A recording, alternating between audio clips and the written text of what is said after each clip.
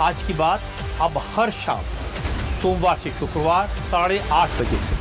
ये वाली सब्सिडी जो इनको मिलती है, आटा मिलता है सब्सिडी से, अब वो 4,000 रुपए 40 किलो के लिए, वहां पर आटा जो है अगर पाकिस्तान में 2,000 किलो का है, 40 का जो कट्टा है आटा आता है 40 किलो का, वो जाकर पीओके में अब हो गया करीब करीब 4-5 हज़ार रुपए 40 किलो का कट्टा। तो सर वो तो सड़कों पे उतरेंगे, लेकिन महत्वपूर्ण इसमें यह है कि यूनाइटेड नेशंस में जब भारत की एक प्रतिनिधि थी, उन्होंने जवाब दे रही थी पाकिस्तान के ऊपर, तो उन्होंने कहा कि पाकिस्तान के कब्जे वाले कश्मीर में जो लोगों को मारा जा रहा है उस पर ध्यान देना चाहिए अब यूनाइटेड नेशंस को।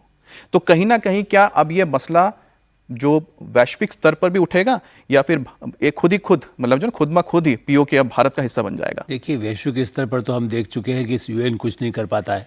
कितनी बार पाकिस्तान ने जो कुछ आतंकवाद किया हुआ है उसके बाद जिसको कहना चाहिए, इवन अमेरिका तक ने भी जितना करना चाहिए नहीं किया आज रात। इस दृष्टि से अब तो लगता है कि वहाँ जो विद्रोह हो रहा है, देखिए मुजफ्फराबाद बहुत कम लोग हैं जो गए, मैंने उस समय देखिए पहले उनको गुलामों की तरह रखा गया, जो लोग वहाँ उनको कोशिश करके जो कब्जा करके देखा।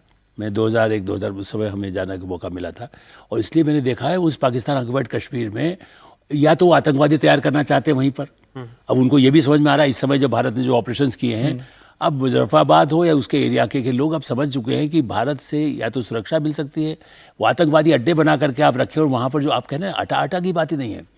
पहले या तो उनको जैसे कहते हैं कैदियों को रखा जाता है, वैसी स्थिति में पाकिस्तान ऑक्युपाइड कश्मीर में लोग रहे हैं गुलामी की तरह। जो अफ्रीका में हम लोग जो चर्चा करते थे वो भारत में उस समय खबरें नहीं आती थी ना कोई ज़्यादा उसका प्रचार होता था। उससे स्थिति से देखा जाए तो वहाँ जो विस्फोट है बलूचिस्तान में है, पूरी पूरी ट्रेन उड़ा दी गई ना वहाँ, बिल्कुल वहाँ जो विद्रोह पैदा हो रहा है ये उसके लिए बहुत बड़ा संकट है। अब यूनाइटेड नेशन तो क्या करे, यूनाइटेड नेशन खाली वही कहता है कि भारत कुछ ना करे, भारत तो कुछ नहीं कर रहा है। अब तो वहीं पर लोग खड़े हो रहे हैं, बलूचिस्तान में, पाकिस्तान में, सिंध में, और सिंध में तो बहुत पहले भी भुट्टो के समय में भी, सिंध के समय में जब जो हुआ था, बांग्लादेश क्यों बना था। आज बिल्कुल कगार पर है पीओ को, जहां जब उसको मौका मिले, ये ठीक है कि अभी तो आज़ादी की बात कर रहा है, लेकिन देखा जाए तो भारत का हिस्सा है। अब उनको दिख रहा कश्मीर, यहाँ 1-1 करोड़ लोग जा रहे हैं, कश्मीर का इतना बन गया है जिसके लिए लोग हालैंड जाया करते थे ट्यूलिप के लिए। हम लोग उस समय सोचते थे हालैंड में जाके देखेंगे, अब तो श्रीनगर जा रहे हैं। तो उसके बाद अब कश्मीर के लोग बेचैन हैं कि भाई ये मुनीर और वो लोग। अच्छा, मुनीर की एक लाइन कह रहा हूँ, अब मुनीर को तो बेइज्जती कैसी हो गई सारे उसमें ईरान वाले मामले में। उन्हें कह दिया ये तो कुछ नहीं किया, वो तो कतर ने किया, ट्रंप ने भी बोल दिया है। तो मुनीर को पहले उठाया और फिर जमीन पे गिरा दिया। इसलिए ये सब जिस तरह की स्थिति है तो ये उठापटक एक बार फिर से हम जरा हमारे